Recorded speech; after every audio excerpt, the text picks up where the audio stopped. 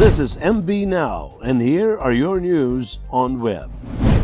It is still premature to consider easing the quarantine restrictions in Metro Manila to modified Enhanced Community Quarantine or MECQ, according to Vaccine Czar Secretary Carlito Galvez Jr. Galvez said they will hold a separate meeting with the Interagency Task Force after the weekly cabinet meeting with President Rigondeaux Duterte tonight to discuss whether or not to prolong the imposition of ECQ in Metro Manila. However, looking at the current situation implied that the NTF is leaning towards favoring the extension of ECQ. Galvez reiterated the importance of getting the vaccine and reminded the public to the minimum public health standard to avoid catching the coronavirus.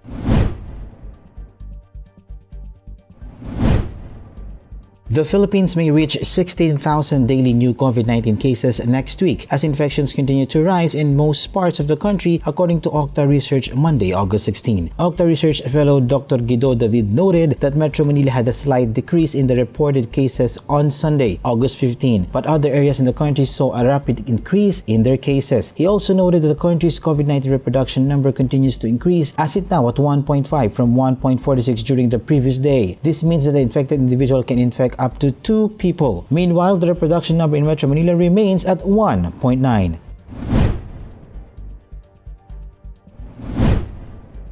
A low-pressure area or LPA of Baguio City will likely bring scattered rain showers over parts of northern Luzon, Cagayan Valley, and Cordillera Administrative Region. Pag-asa estimated the LPA at 55 kilometers northwest of Baguio City on Monday morning, August 16. Weather specialists said that LPA may not develop into tropical depression as it would likely dissipate in 24 to 48 hours. Meanwhile, Metro Manila and the rest of the country will have partly cloudy to cloudless skies with isolated rain showers due to the easterly winds and localized thunderstorms.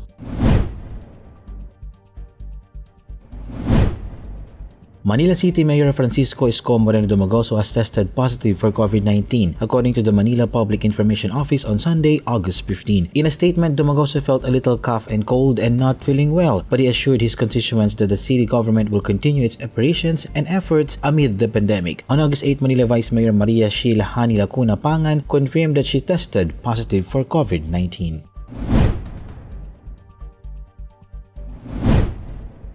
Displaced workers who are not qualified on the ECQ cash aid by the national government program will receive 2,000 pesos under the Kalinga QC program as announced by Quezon City Mayor Joy Belmonte on Sunday. Under the Executive Order 19S-2021, financial assistance will be given to residents who would not receive wages or other sources of livelihood, as well as self-employed individuals not permitted to work during the duration of the ECQ until August 20. Eligible applicants may fill up and submit application forms together with documentary requirements to their respective barangays. The United States lowered the flag on its embassy in Kabul and has relocated almost all staff to the airport, where U.S. forces are taking over air traffic control, officials said on Sunday. The shuttering of the U.S. Embassy comes nearly 20 years after the United States returned following the defeat of the Taliban regime. With stunning speed, the Taliban retook the country in little more than a week after President Joe Biden began the final withdrawal of troops, closing America's longest war. The United States has sent 6,000 troops to the airport to fly out embassy personnel as well as Afghans who assisted the United States as interpreters or in other support roles and now fear retribution. Steffi Aberasturi of Cebu topped the runway challenge of the Miss Universe Philippines 2021. Earlier, Steffi became controversial after some netizens claimed she's a supporter of President Duterte when she made the newly built CC her runway. The Cebuana beauty queen neither denied nor admitted the claim of some pageant fanatics. Instead, Steffi encouraged the public to stop political divisiveness. Meanwhile, Kisses de la Vin of Masbate, who earlier won 2 previous Miss Universe Philippines challenges, slipped to number 3. The grand coronation of the Miss Universe Philippines contest will be held on September 25.